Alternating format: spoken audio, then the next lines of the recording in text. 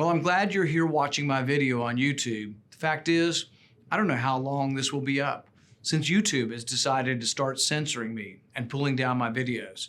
But don't worry, you can watch this video on rumble.com/randpaul, where I post all of my content. Love to see you over at rumble.com. Mr. Becerra, are you familiar with an Israeli study that had 2.5 million patients and found that the vaccinated group was actually 7 times more likely to get infected with COVID than the people who had gotten COVID naturally? Senator, I'd have to get back to you on that one. I'm not familiar with that study. Well, you think you might want to be if you're going to travel the country insulting the millions of Americans, including NBA star Jonathan Isaac, who have had COVID, recovered, look at a study with 2.5 million people and say, well, you know what? It looks like my immunity is as good as a vaccine or not. And in a free country, maybe I ought to be able to make that decision. Instead, you've chosen to travel the country calling people like Jonathan Isaac and others, myself included, flat earthers. We find that very insulting, goes against the science. Are you a doctor or a medical doctor? I've worked over 30 years on health policy. You're not a medical doctor. Do you have a science degree?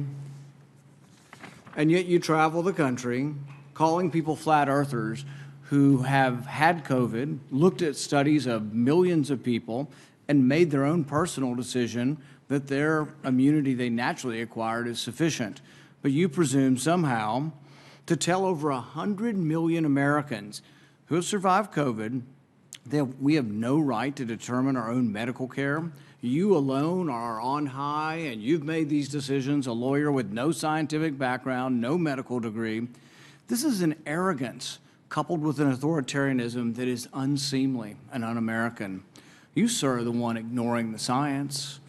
The vast preponderance of scientific studies, dozens and dozens, show robust, long-lasting immunity after COVID infection. Even the CDC does not recommend measles vaccine if you have measles immunity. The same was true for smallpox.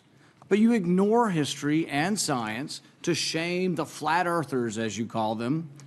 You should be ashamed of yourself and apologize to the American people for being dishonest about naturally acquired immunity. You want more people to choose vaccination? So do I.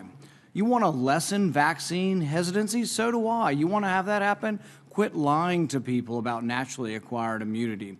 Quit lording it over people, acting as if these people are deplorable and unwashed. Try persuasion instead of government cudgels. Try humility instead of arrogance. Try freedom instead of coercion.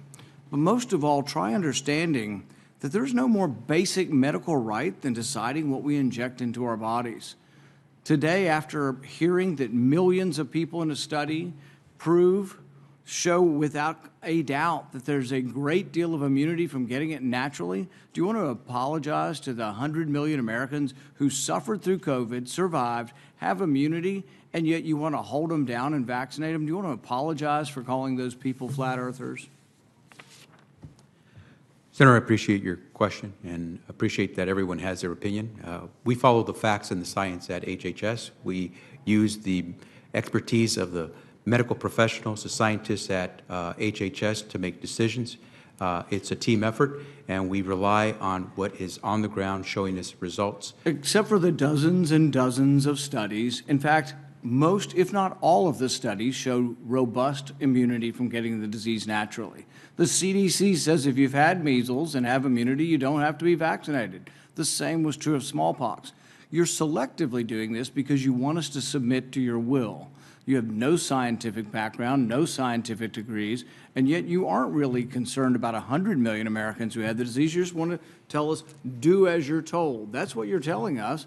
You want to mandate this on all of us. You're going to tell us if I have 100 employees, you're going to put me out of business with a $700,000 fine if I don't obey what you think is a science. Don't you understand that it's presumptuous for you to be in charge of all the science? Have you ever heard of a second opinion? I can't go to my doctor and ask my doctor's opinion. I mean, this is incredibly arrogant, combined with this authoritarian nature that you think, well, we'll just tell all of America to do what I say, and they better, or we'll fine them, or put them in jail, or not let them go to school, or not let them travel. The science is against you on this. The science is clear. Naturally acquired immunity is as good as a vaccine. The Israel study actually showing it better. This isn't an argument against the vaccine, but it's an argument for letting people make a decision who already have immunity. You're not willing to consider natural immunity? Senator, our team has reviewed every study that's out there on COVID, whether it's from Israel, from the U.S., or wherever else. They have used the facts that have been provided through the rigorous research that's been done to reach a conclusion. 660,000 Americans and more have died because of COVID. We're trying to do everything we can to save as many as possible. We're using the facts, we're following the science, and following the law. Nobody's arguing the severity of this, but you are completely ignoring the science on natural immunity. So's Fauci, so's the whole group. You're just ignoring it because you want submission. You want everybody just to submit to your will, do as you're told, despite the evidence, the large body of scientific evidence that says naturally acquired immunity does work, is an important part of how we're all going to recover from this. So's the vaccine. But when you add them together, we're at a much different place than if you ignore them. 100 million Americans, by conservative CDC estimates, have had the disease. 200 million or more now have been vaccinated. It's a good thing. Combined together, it's how the disease is. Nobody wants to get the disease. We're not advising anybody to get the disease. But if you were unlucky enough to get it, think of the nurses and doctors and orderlies who all bravely took care of COVID patients. There was no vaccine for a year and a half. They took care of people, risked their lives. They got it, survived, and now people like you are arrogant enough to say, you can no longer work in the hospital because you've already had the disease. We're going to force you to take a vaccine that the science does not prove is better than naturally acquired. That's an arrogance that should be chastened.